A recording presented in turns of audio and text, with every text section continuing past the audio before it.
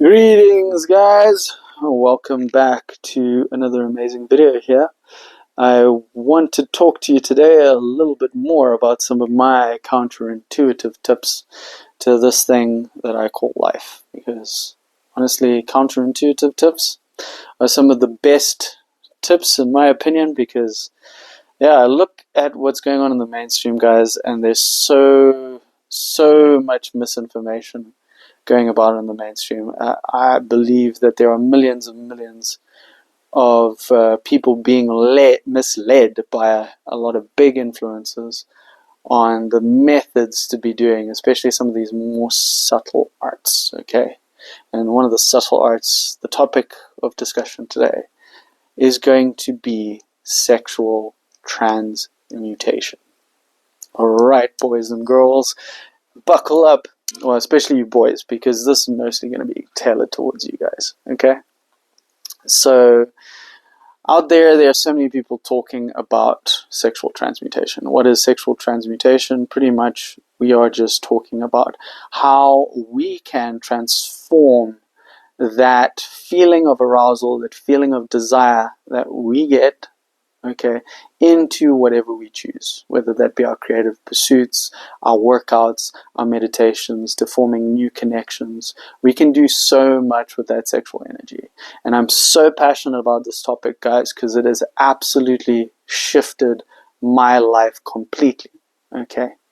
And it's changed the way that I think about myself, it's changed the way that I see the world, it's changed the way that I see the creative process, okay? And I see so many people out there that don't know what they're talking about when they're speaking about sexual energy. I think one of the primary things that we're being fed about transmutation is that it actually starts to get confused with distraction and repression.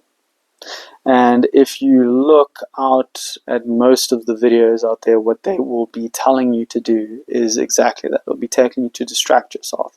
As soon as you get that desire, as soon as you get that feeling that you need to go and release, no, you need to take that energy and you need to just go and do push-ups immediately, or you need to go and draw, or you need to go for a workout, you need to go and create something like immediately.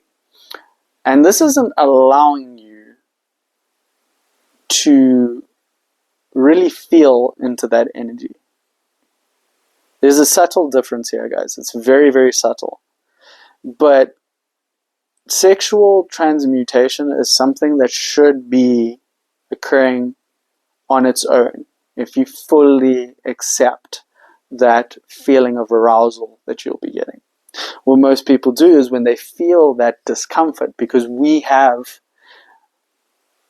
been told by society that that arousal, that desire, that's something that we need to immediately release, okay? Now, instead of really learning how to relate to that desire, we just went and we added another step to the sexual repression. We go and we just distract ourselves, which would be doing 20 push-ups immediately or going to create something immediately. You want to change that feeling that you're experiencing in your body. But real sexual transmutation comes from full acceptance of that feeling in our body. The better we get at practicing to sit with our feelings of arousal and desire, the quicker that energy is going to circulate. Okay. When you distract yourself, when you're trying to run away from that by doing whatever you're doing, would that be a productive pursuit or a non-productive pursuit? What you're doing is you're pushing that energy down. You're bottling it up. You're not letting it circulate. And this is what is being purported and proposed by most of the mainstream gurus in this niche, let's call it. Okay. What I discovered personally, which was one of the biggest game changers, and is going to be the primary piece of advice that I leave with you today, is not to run away from that arousal. You want to experience at it as is. You want to really get into the feeling in the body and just allow it to move, allow it to circulate, stay present with it. Don't try and run into the mind. Don't try to distract yourself with some activity. Sit there and really breathe into it. Not coming from a place of wanting to change it, but coming from a place of wanting to understand it. This is going to be a huge difference for you guys. Another thing that I start to see with all of these mainstream gurus is they constantly advise you to stay away from any form of social media where you could catch sight, even the tiniest sight, of a scantily clad female. Okay? Now, really think of this, guys. The subtext of that narrative. The subtext of that narrative is that if you catch sight of a female, it's only a matter of time. You cannot escape it. You will end up releasing. And this is one of the most ridiculous pieces of advice that got me into so much trouble for so many years, guys. Because every time I caught sight of a female, I'd be like, oh, slippery ground here, guys. I'm just one step away from relapse. I hate the word relapse, guys, by the way. Absolutely hate it. And I'm feeding into this narrative, okay, that has been given to me. It's not even my narrative. It's been given to me by the mainstream. Okay. It's telling me that it's inevitable. If I catch sight of a female, I'm going to have to relapse. This is just not true. And this is coming again from that sexual repression. We are sitting there and we are trying to ignore us as men, that we have these desires, that we have these primal desires. Instead of accepting that we have these primal desires, we try and fight these primal desires, and that is what ends up bottling our sexual energy, does not let it circulate, and prevents you from transmuting it appropriately. A much better way of approaching it, guys, would be to change your relationship to arousal, because that's the primary circuit that is at fault here. Primary narrative that's at fault. You get aroused. Arousal is something to be gotten rid of. Now, whether that is done through release or it's done through repression, it's one and the same. Maybe repression in certain respects can make you more productive.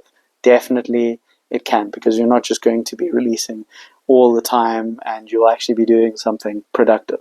But you're not going to be relaxed in that state. You're going to feel tense.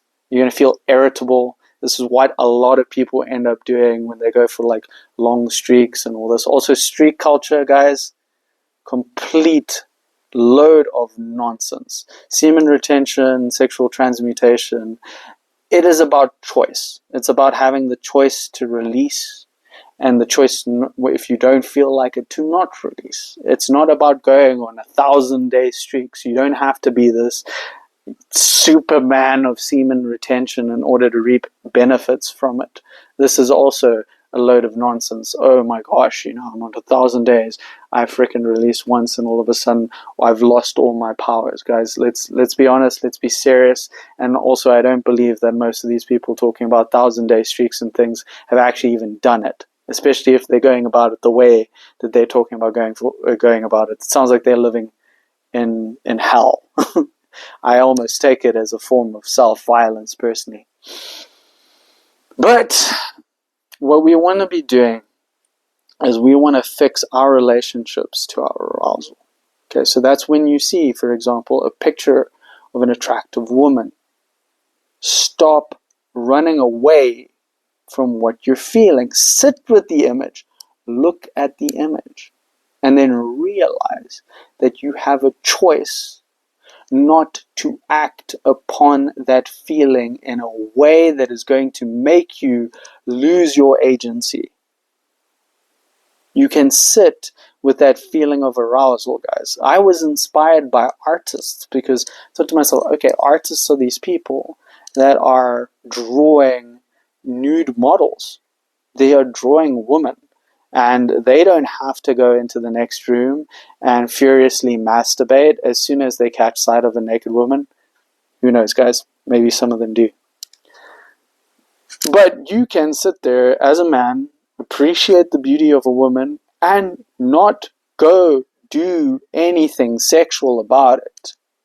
Okay, you can sit with that arousal. You can sit with maybe at first that what's going to be discomfort because you're just not used to sitting with the arousal. You're going to sit with that, and you're going to change the way that you relate to it. And when you're able to do that, guys, that's when you're going to see a whole world of possibilities open up to you. Then you can go do whatever you want with that energy, that desire. You're not bound to release. This is a story we've created. Not bound by anything. These pictures of women don't make you go do anything. That is completely up to you. If you go do something sexual about it, that's on you, guys. Take back your agency. Stop feeling so shameful about having perfectly normal male desires. It's just part of your life. And we've been horribly misinformed to think that our desires are wrong, that they're shameful, that there's something that we need to get rid of. When we should be able to sit in that energy and truly appreciate it for what it is, because it is the feeling of life, guys. It's the feeling of life. I know that this probably wasn't like the best explanation that I could have given on this topic. It is a bit late outside. It's a bit late this side, and it takes a lot to talk about subjects of such an abstract nature.